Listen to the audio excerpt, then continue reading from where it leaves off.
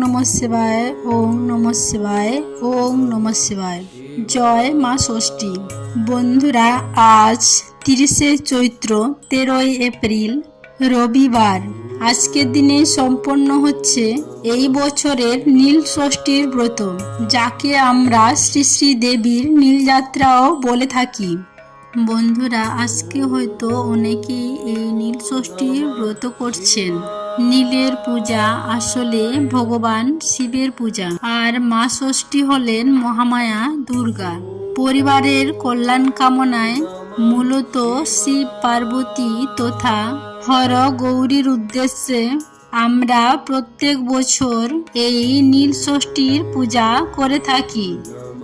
বন্ধুরা, আপনি যদি নীল ষষ্ঠীর পূজা করে থাকেন, তাহলে সবার প্রথমে আজকের দিনে এই নীল ষষ্ঠীর ব্রত কথা শ্রবণ করে সংযম পালন করতে হয়।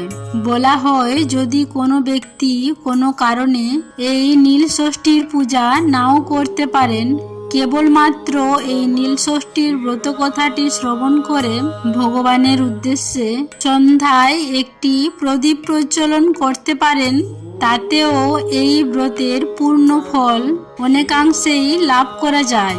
আজকের দিনে যতবার আপনি এই ব্রত কথা শ্রবণ করবেন, ততবার এক পরম শান্তি, পরম শক্তি অনুভব করবেন। আর হ্যাঁ বন্ধুরা, নীলের ঘরে বাতি জ্বালানোর পর অবশ্যই এই ব্রত কথাটি একবার হলেও শ্রবণ করতে হয়, নচেত ব্রত অসম্পূর্ণ থেকে যায়। আশা করছি দর্শক বন্ধুরা, নীল ষষ্ঠীর এই ব্রত কথাটি শ্রবণ করে আপনাদের ভালো লাগবে। শুরু করছি শ্রী শ্রী দেবাদিদেব ও পার্বতীর তথা হরগৌরীর নীল ষষ্ঠীর ব্রত কথা। ওম নমঃ শিবায়, ওম নমঃ শিবায়, ওম নমঃ শিবায়। জয় মা ষষ্ঠী। বহুকাল আগের কথা। এক দেশে এক ব্রাহ্মণ এবং ব্রাহ্মণী বাস করতেন। তারা যথেষ্ট ধুমধাম সহকারে সমস্ত বারব্রত পালন করতেন, তবুও তাদের সন্তান একটিও বেঁচে থাকতো না। তাদের মনে এই ধারণা হলো যে এই সমস্ত বারব্রত করে কিছুই লাভ হবে না। আসলে সমস্তটাই সম্পূর্ণ মিথ্যে, সম্পূর্ণ এটা ভ্রান্ত ধারণা। তাদের ঠাকুর দেবতার প্রতি বিশ্বাসও চলে যেতে লাগলো। তারা এটা বুঝে উঠতে পারছিল না যে তাদের সঙ্গেই কেন এমনটা হচ্ছে। আসলে তাদের সন্তান ভাগ্য ছিল খুবই খারাপ, আর সেই কারণেই তাদের সঙ্গেই এই বিষয়টি বারবার হচ্ছিল। ফলে স্বভাবতই তারা বিষণ্ণ হয়ে পড়ে। তারা তখন দুজনে মিলে স্থির করে যে এই স্থানে তারা আর থাকবে না, বরং দুজনে মিলে দুঃখ না করে তীর্থে বেরিয়ে পড়ায় সব থেকে ভালো। যথারীতি তারা তীর্থে বেরিয়ে পড়লেন। এইভাবে নানান তীর্থস্থান দর্শন করতে করতে একদিন তারা পৌঁছালেন কাশীধামে। সূর্য নদীর তীরে তারা উপস্থিত হলেন।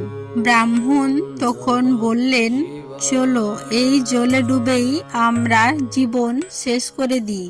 বংশ রক্ষার জন্য যখন একটি সন্তানও বেঁচে রইল না, তখন আমাদের বেঁচে থেকে আর লাভ কি?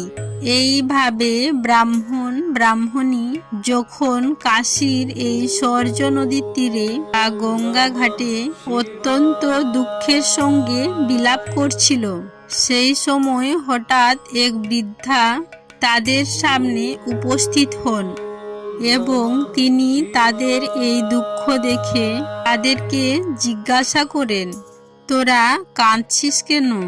তখন উত্তরে ব্রাহ্মণী তাকে বলল, সে কথা তোমায় বলে কি হবে, আমরা বড় মনের জ্বালায় জ্বলছি।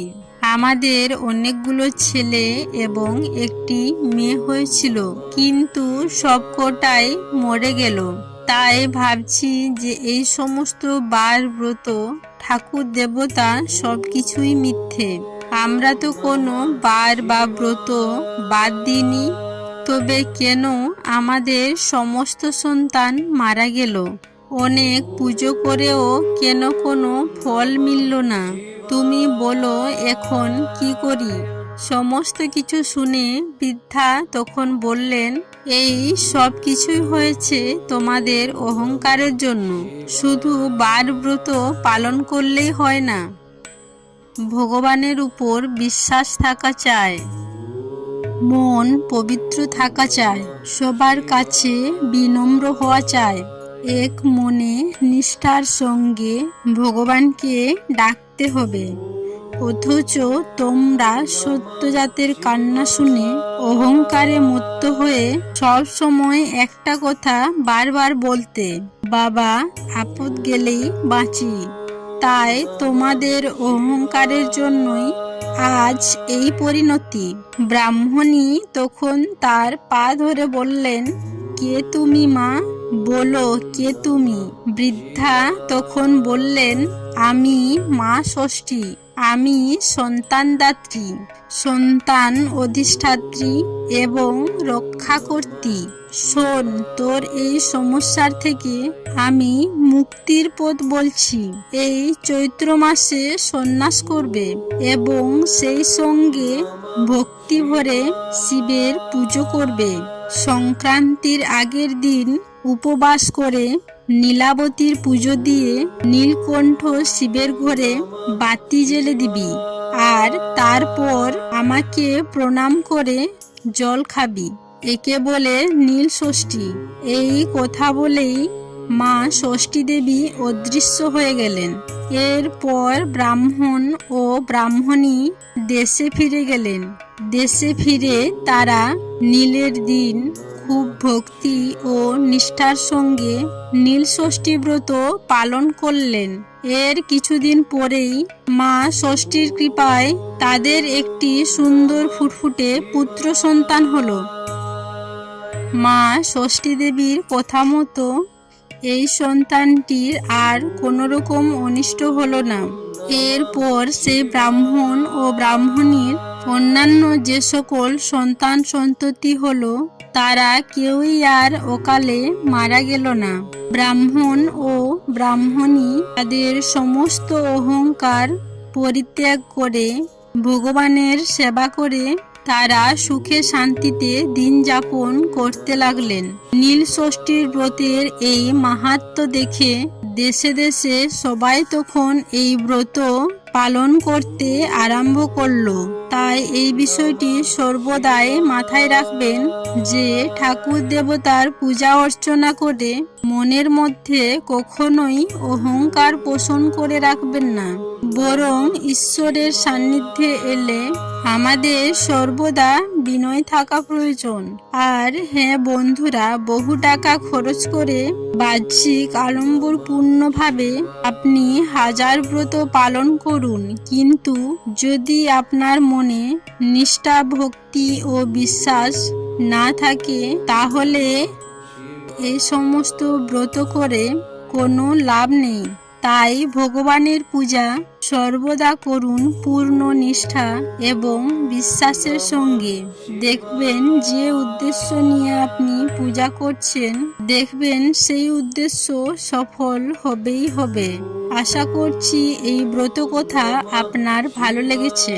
যদি ভালো লাগে পারলে লাইক করবেন এবং শেয়ার করে বিষয়টি সকলের উদ্দেশ্যে জানিয়ে দেবেন।